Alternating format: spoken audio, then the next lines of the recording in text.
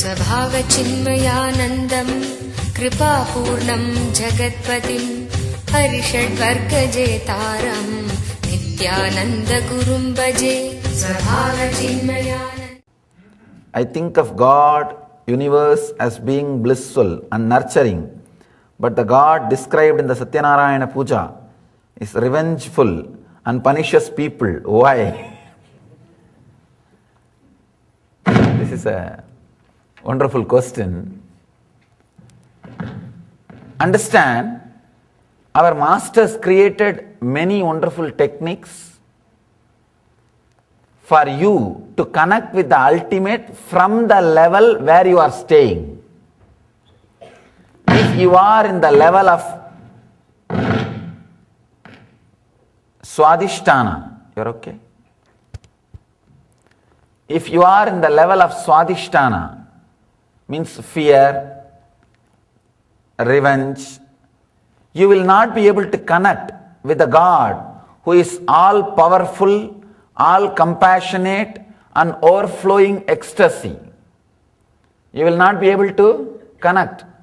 You will feel, how can that be? Person who is in that level can easily connect to something. Do this, you will be rewarded. Don't do that. If you do, you will be punished. More or less like a manual. Person who is based on Swadhisthana Chakra, the very low level conscious, very low conscious beings, for them only manuals will work. You need to present divine in that level. That is why the stories like Satyanarayana Puja and so many other things have been created. Like a war, or the demons and gods fighting, somebody interfering and helping. All these things are described for a person who is in a low level consciousness to feel connected. Understand, when some of these great things are created as a technique for your conscious evolution, they may not be fact, but they are truth. You need to understand these two words. Fact is what you understand, what you can observe through in the 3 dimension of length, breadth, depth. Truth is what you can't understand in the dimension of length, breadth, depth, which is beyond in the space and time. These Satyanarayana Puja are the description of God with the revenge and all those things are created even for a very common person who cannot think beyond his moods and swings, his moods and attitudes. He can understand only things which are presented in his moods, his attitude. For that kind of people, this kind of descriptions and stories have been created. For example, if all buffaloes gather and have a meeting, decide to meditate on a god, naturally how they will visualize? A huge golden buffalo with a crown. That's what they can visualize. That is what they can understand. If you tell them, no, God is with 4 hands, a human being, they will ask, why? Why should we worship human God? We have our own brand. We have our own God. So, our masters say, it's okay, all right. Let them start with that understanding. Then slowly lead them, saying that it is not only just a gold color buffalo, it has got a strong aura, light around it. Then the third understanding, it is not only having light around it, it is light completely. Then slowly, it is beyond the form and formless, pure light. Raising people from their awareness, step by step to the higher level awareness.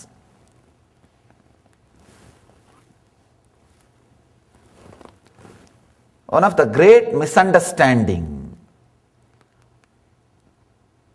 even misunderstanding is a humble, innocent word, great misinterpretation and abusal done to our Vedic tradition is that saying, We are worshipping too many gods, too many things with idiotic misunderstanding. With idiotic misunderstanding. Understand? People ask me, here, especially here we face the question, why so many gods? I ask them, why so many cars? So many cars because constantly the visionaries of your society visualized more and more better and better luxury and comforts. That is why so many different cars. The visionaries of the societies based on the external world, outer world, they constantly visualized more and more luxury and comfort. So that is why this kind of car, that kind of car, this variety, that variety, with this facility, with that facility, what all? So many things. But in the East, our masters, our visionaries who created our society is called rishis. Only they are called as rishis. They constantly visualized a different paths for inner bliss. They were constantly visualizing, doing research and development in the inner science, in the space of inner development and in the enlightenment science. That is why, just like here, how these guys created different vahanas, so many vehicles, our masters created same way so many different vehicles for the inner achievement. That is why in Buddhism, the different paths for enlightenment is called as different vehicles. Mahayana, Hinayana, all these things are different vehicles. Because our masters have done so much of research and development in the inner science, they created so many deities. They are all like different vehicles to take you to the different space of consciousness, different level of consciousness. Understand?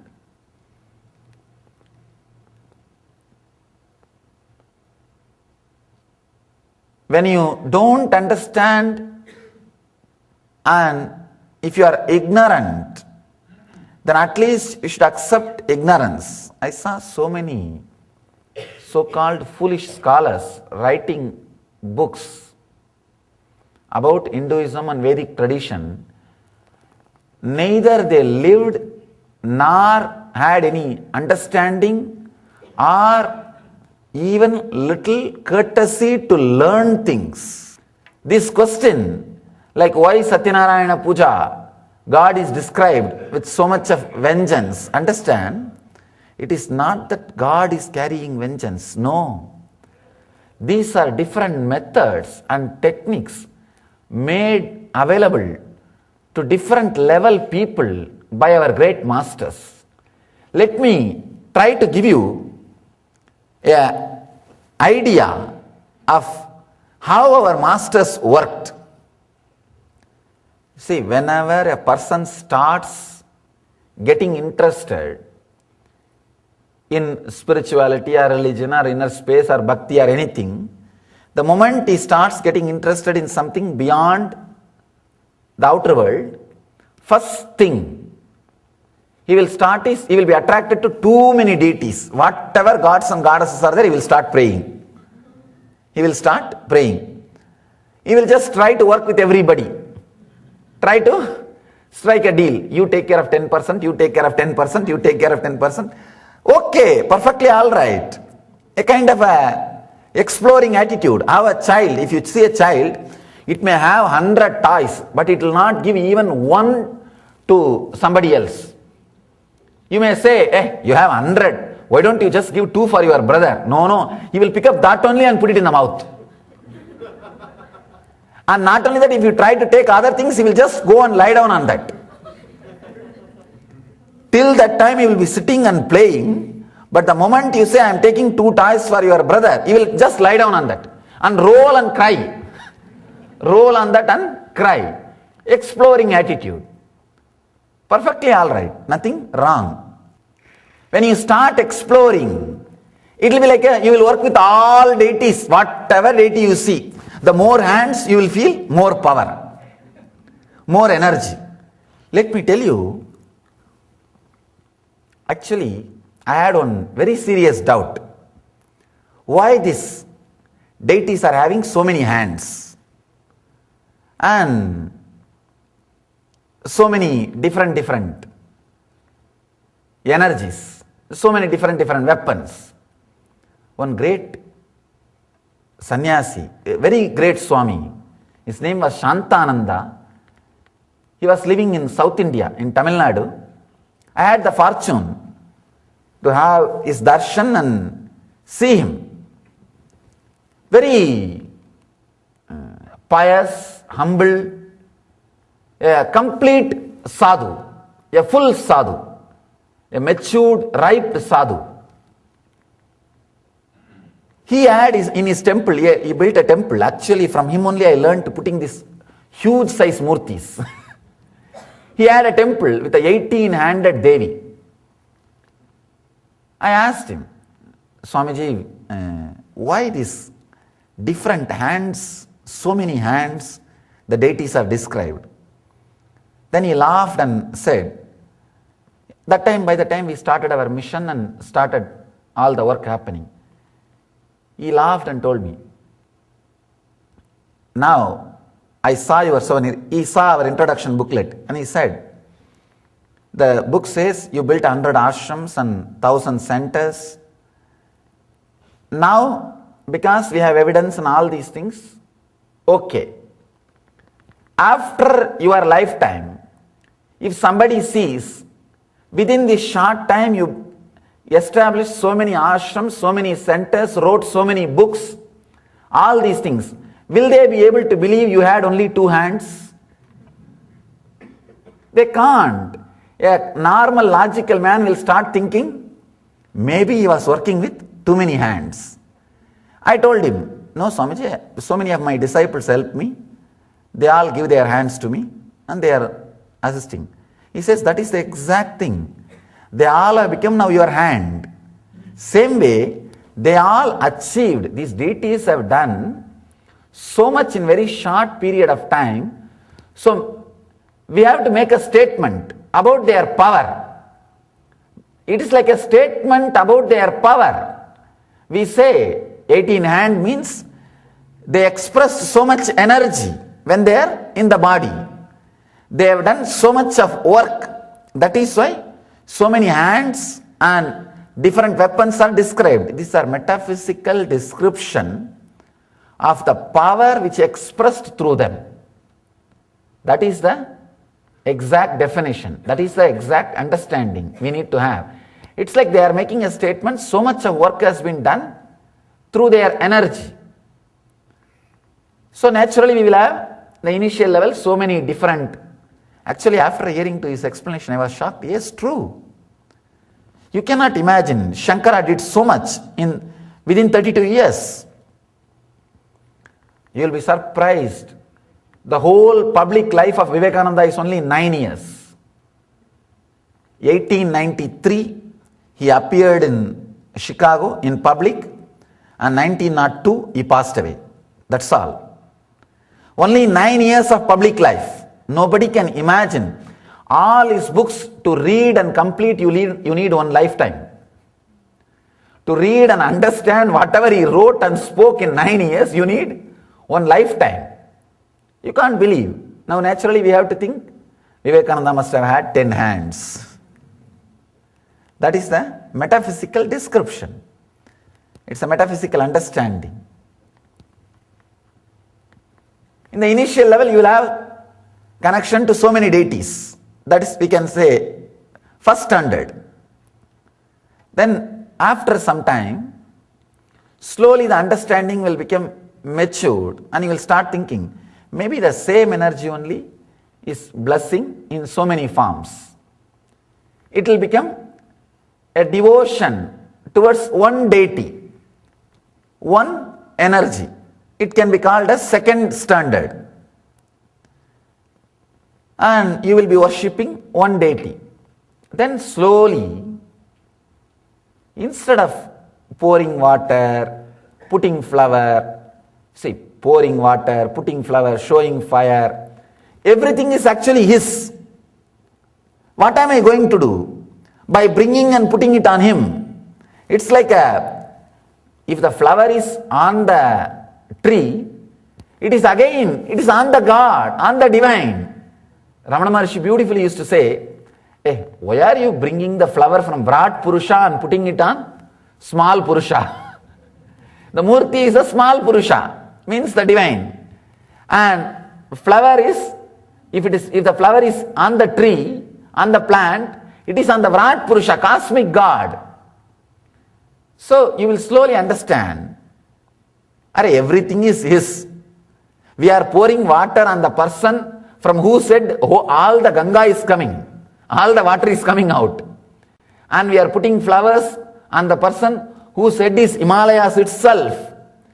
We are showing fire to the person who is the embodiment of fire itself. What fun we are doing. So you will start understanding. Maybe I don't have to do all these physical things. I can just mentally start repeating his name and remembering his form. It will slowly become japa. Understand? From many deity worship, it will become one deity worship. From one deity worship, it will become slowly japa, repetition of name. Maybe this can be called as third standard. Then, after some time, I think even repeating name is not required. If I just can hold his wonderful, blissful form in my inner space, that is enough. Meditation. From japa, you move to the dhyana, meditation. This can be called fourth standard. Then, the deep devotion, when it arrives, you don't even have to sit and meditate, just very remembrance puts you in ecstasy. It's called Leela Dhyana. Ramakrishna says, first teaching of Ramakrishna, if you remember your God or Guru and your eyes become watery, this is the last Janma for you. Very powerful word. I can say essence of Ramakrishna's philosophy is that one line. That's all. Nothing more needs to be added. Just remembrance puts you in ecstasy. It is called Leela Dhyana. This may be fifth standard. First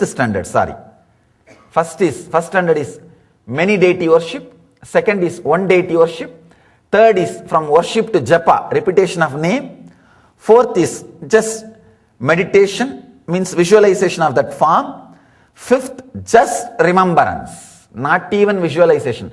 Smaranat Ananda. Just by smarana, Ananda. Just by remembrance, ecstasy. Leela Dhyana. They call this as a Leela Dhyana. Just a simple remembrance is ecstasy. Then, the next level is the deep devotion towards that one form, maybe Shiva or Rama or Krishna. That joy, that feeling connection, understand, is so powerful.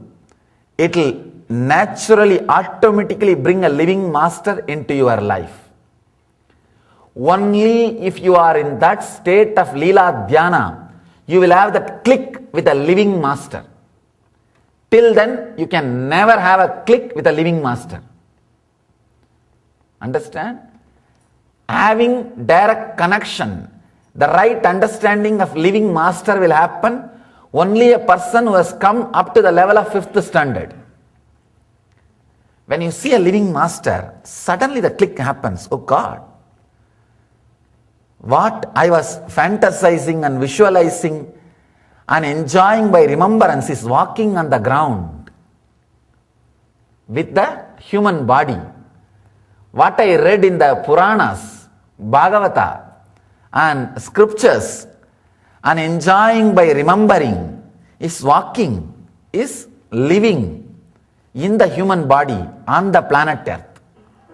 That click, when it happens, your bhakti will become Guru Bhakti. Understand? Daiva Bhakti will become Guru Bhakti. The connection, suddenly you will see exactly the same divine, same God, same energy walking in the planet Earth in front of you in the human body. That is why when a living master happens, if you are already devoted to Shiva, you will see Shiva in him. If you are devoted to Krishna, you will see Krishna in him. If you are devoted to Devi, you will see Devi in him. If you are devoted to any other master who left the body, you will see that same master in him. He is a fulfillment of all your visualizations and expectations and beyond. That is why you will see all those dimensions in him. All those dimensions expressing in the human body. Deva Bhakti will become Guru Bhakti. This is the 6th standard. Blessed are those who experience the state of Deva Bhakti transforming into Guru Bhakti.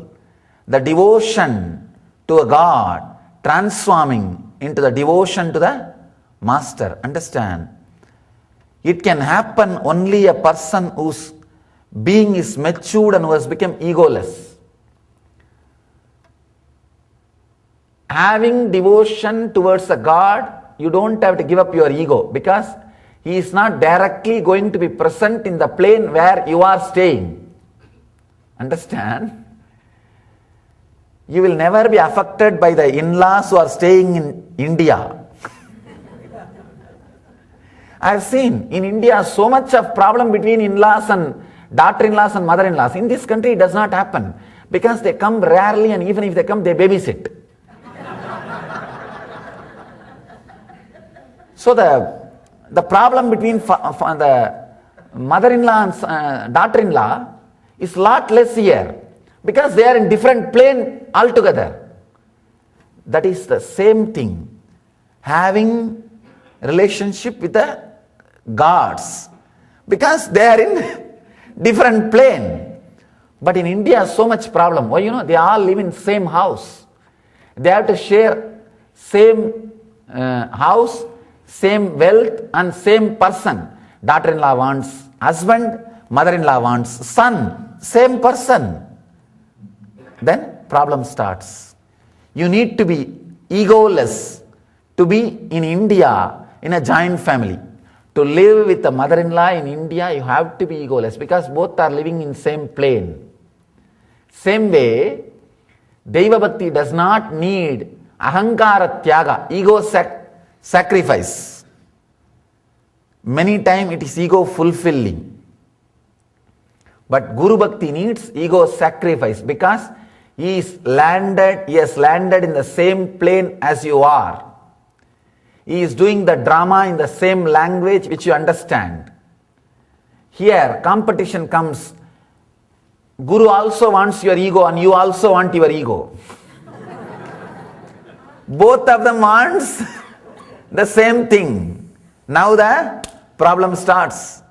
It is just like mother wants son and wife wants husband. Same person, poor guy, what he will do? What to do? He can't do anything. And drama starts. Same way, with a Guru Bhakti, you also want your ego and Master also wants your ego. Drama starts. That is why many people stop with Deva Bhakti. And it is more or less safe, non-dangerous, non-controversial and non-interfering. You can talk for yourself and you can talk for God, both, no problem. You can stand in front of photo, Venkateshwara, I want 1 crore and I will do this, I will do that. Oh, you say you will give it, okay, all right. You can talk this side and that side, no problem. You can manage both the games safely. Even if he tells some other news some other thing is coming from your deep navel, no, this is the message from him, you say, no, I think that my negativity, relax, hey, keep quiet, think always positive. Think positively. God will never say that. Only my negativity is telling all these things. You can always manage the game. It is under your control. That is why all the intellectual organizations stop with Deva Bhakti. Understand? An intellectual always stops with Deva Bhakti. A strong egoistic man cannot have Guru Bhakti. That is why you will see so many temples in this country. Why so less ashrams? 800 temples have been built, spending $10 billion in this country. Strong egoistic doctors. They can build temples. They cannot bend in front of a living master. Very difficult. Very difficult. See, having temple is more or less like you having the control of God. That is what is going on in many temples I have seen. They decide how many abhishekam, when, how many puja God will have is decided by them. I was shocked sometime when I see these temples here. Because if these doctors have some urgent patients, or if they don't have any other doctor to cover, the puja will be done quickly. Venkateshwara has to bath only, he has to have half bath. He has to have half archana. And the director will be sitting there and telling the priest, finish quickly. And mantra speed will increase. But with a master, you cannot do this. You cannot do this. That's where the drama starts. That's where the drama starts. The other day, some of our devotees are telling they want to start a temple in a new place. And there are local one or two doctors, they are saying, no, we should be independent. Means what? Be independent in hospital, not in temple. Temple is the place where you need to be completely surrendering. Be independent in hospital, that is perfect place. You have to be independent and intelligent. You are certified for it. But in the temple, be completely surrendering. In the temple, independent word is wrong. Let us be egoistic. That's the right word. Because you can't tell that word boldly, they have to utter the word, let us be independent. Understand? In even the temples run by enlightened masters, installed by enlightened masters, whether some doctor has to work or not, the puja cannot be reduced. It will go on. You cannot tell our priest, hey, finish quickly. No. You cannot show your eyes to our priest, hey, finish quickly, I have to go here, I have to go there. No. The manual is prepared by Ramanuja. Only that will be done. Not by the manual done by the doctor. The manual is done by these guys. No. Man who pays will not decide the tune. Man who pays the piper will not decide the tune with enlightened beings. But when it is just murtis, the man who pays the piper will decide the tune. Now what to do? That is why people always stop with this line, Daiva Bhakti, over. Very strong, courageous, intelligent individuals only take the step, the quantum jump from Daiva Bhakti to Guru Bhakti. Next is the ultimate drama. When the Guru Bhakti happens, Guru starts the next job. He turns the whole bhakti and attention which is given to him just towards you as a Atma Bhakti. He says, relax from my form, unclutch from my form and go into your very self. He turns the bhakti into jnana. Guru Bhakti becomes Atma Bhakti. That is the ultimate drama, the last step. Maybe we can say the 8th standard. the last class.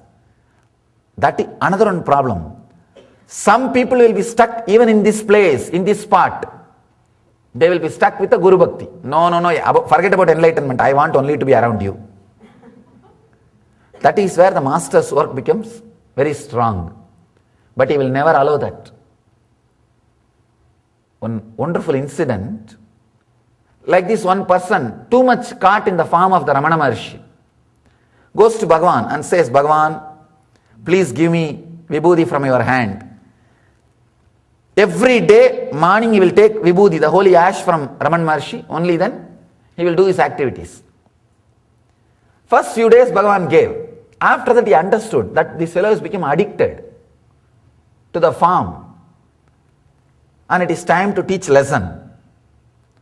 And the story says, very beautiful story. Only a living master can do this drama. This guy goes and says, Bhagavan, please give me vibhuti. He says, take it. It is there. No, I want from your hand. Bhagavan just looks into his eyes and says, this hand and that hand is same. Take it. Story says, the disciple had such a strong shock, shaking. He just sat and fell into meditation and became enlightened. Understand, it's not story, it's happened. It's such a strong shock. Maybe the word looks very simple for you. This hand and that hand is same, take it. It is not an ordinary blessing. It is not an ordinary teaching. The right time, the right matured disciple, he had only one immaturity of being caught in the form. He just turned the whole Guru Bhakti into Atma Bhakti. When the whole Guru Bhakti turns into Atma Bhakti, you become enlightened. Understand? You start with many devata, many deity worship, first standard. Then it becomes worship of one deity, second standard. Then it becomes, instead of worship, japa, repetition of the name, third standard. Then it becomes just meditating, visualizing, form, fourth standard. Then it becomes Leela Dhyana, Smaranat, just Smarana, remembrance, not even meditation.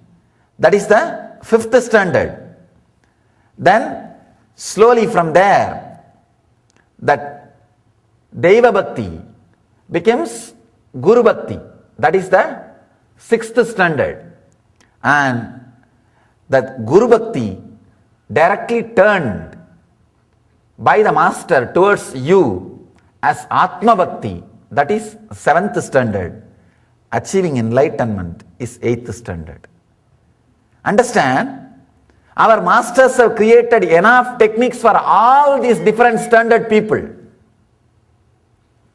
Do not think the first standard level techniques are foolish because you are in third standard. No. They are created for some particular beings. For some particular beings. Approach all standard, all level techniques with a deep respect. You will see everything in new light. Everything in new light. Whoever does not understand the different standard and abuse any one standard or any one part of our Vedic tradition are responsible for destroying the science of enlightenment in the planet Earth. They will have Brahma Hadya Dosha, means killing the knowledge of Brahmajnana. Never ever disrespect. Any standard, you do not know which one helps whom. We do not know. Our masters created techniques for all standard human beings, all standard people. let everybody be helped from their standard. And it's like a step by step, such wonderful way. They are led from one by one, and finally led to the ultimate experience, enlightenment itself. So, it is like different vehicles. The society is based on the outer world, created different levels of comforts, vehicles, things in the outer world. The society is based on inner world. Rishis created different techniques for enlightenment, different deities, murtis, techniques for enlightenment. That's all is the basic truth.